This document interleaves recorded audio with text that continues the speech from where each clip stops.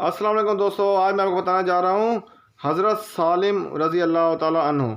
مدینہ کا بازار تھا، گرمی کی شدت تھی، اتنی زیادہ تھی کہ لوگ نڈھال ہو رہے تھے۔ ایک تاجر اپنے ساتھ ایک غلام کو لیے پریشان کھڑا تھا۔ غلام جو ابھی بچہ ہی تھا وہ بھی دھوپ میں کھڑا پسینہ پسینہ ہو رہا تھا۔ تاجر کا سارا سامان اچھے داموں بک گیا تھا، بس یہ غلام ہی باقی تھا جسے خریدنے میں کوئی بھی دلچسپی نہیں لے رہا تھا۔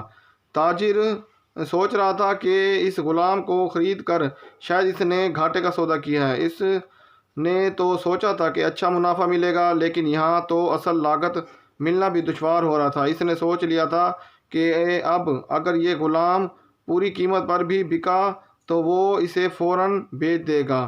مدینہ کی ایک لڑکی کی اس غلام پر نظر پڑی تو اس نے تاجر سے پوچھا کہ یہ غلام کتنے کا بیچو گے؟ تاجر نے کہا کہ میں نے اتنے میں لیا ہے اور اتنے میں دوں گا۔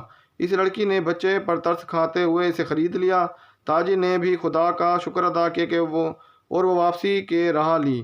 مکہ سے ابو حذیفہ مدینہ میں آئے تو انہوں نے بھی اس لڑکی کا قصہ معلوم ہوا تو لڑکی کی رحم دلی سے متاثر ہو کر انہوں نے اس کے لیے نکاح کا پیغام بھیج دیا جو قبول کر لے گئے۔ یوں واپسی پر وہ لڑکی جس کا نام سبیتا بنت یار تھا ان کی بیوی بن کر ان کے ہمراہ تھی۔ وہ غلام بھی مالکن کے ساتھ مکہ پہنچ گیا۔ ابو حذیفہ مکہ آ کر اپنے پرانے دوست عثمان بن عفان سے ملے تو انہیں کچھ بدلا ہوا پایا اور ان کے رویے میں سرد مہری محسوس کی۔ انہوں نے اپنے دوست سے استفسار کیا کہ عثمان یہ سرد مہری کیوں؟ عثمان بن عفان نے جواب دیا کہ میں نے اسلام قبول کر لیا ہے اور تم ابھی تک مسلمان نہیں ہوئے، تو اب ہماری دوستی کیسے چل سکتی ہے؟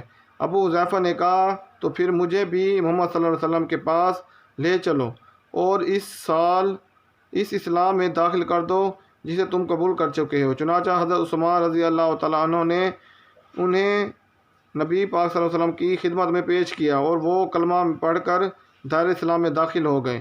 گھر آ کر انہوں نے اپنی بیوی اور غلام کو اپنے مسلمان ہونے کا بتایا تو ان دونوں نے بھی کلمہ پڑھ لیا۔ حضرت ابو حذیفہ رضی اللہ تعالیٰ عنہ نے اس غلام سے کہا کہ چنانچہ تم بھی مسلمان ہو گئے ہو، اس لیے میں اب تمہیں غلام نہیں رکھ سکتا، لہذا میری طرف سے اب تم آزاد ہو۔ غلام نے کہا آقا میرا اب اس دنیا میں آپ دونوں کے سوا کوئی نہیں ہے، آپ نے مجھے آزاد کر دیا تو میں کہاں جاؤں گا؟ حضرت ابو حذیفہ رضی اللہ تعالیٰ عنہ نے اس غلام کو اپنا بیٹا بنا لیا اور اپنے ہی پاس رکھ لیا۔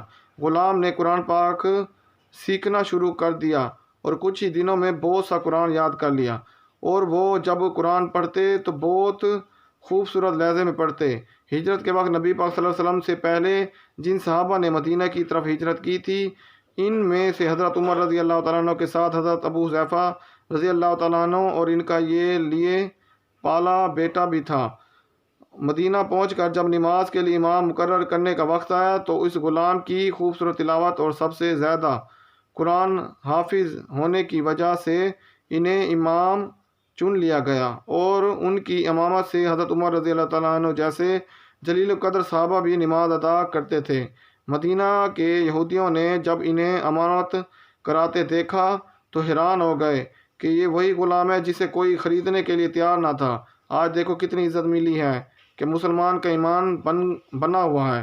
اللہ پاک نے انہیں خوش گوئی استعداد بنایا تھا کہ جب آیات قرآن تلاوت فرماتے تو لوگوں پر ایک محبت طاری ہو جاتی اور راہگیر ٹھٹک کر سنتے۔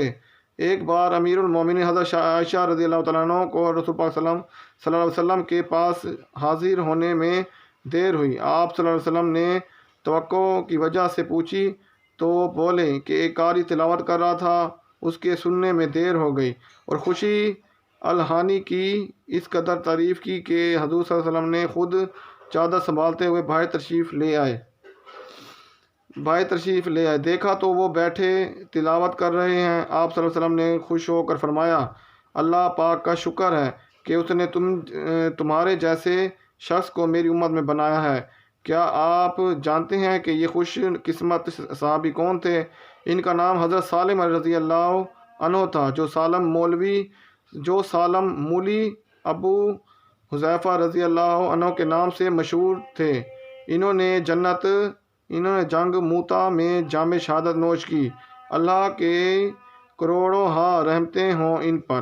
جی ہاں دوستو، آج کی ہماری انٹرسٹ ویڈیو ختم ہوئی۔ مزید ہماری ویڈیو کو دیکھنے کے لیے ہمارے چینل کو سبسکرائب کریں، ساتھ بیل آئیکن کو کلک کریں، ہماری ویڈیو کو لائک، کمنٹ، شیئر ضرور کریں۔ السلام علیکم۔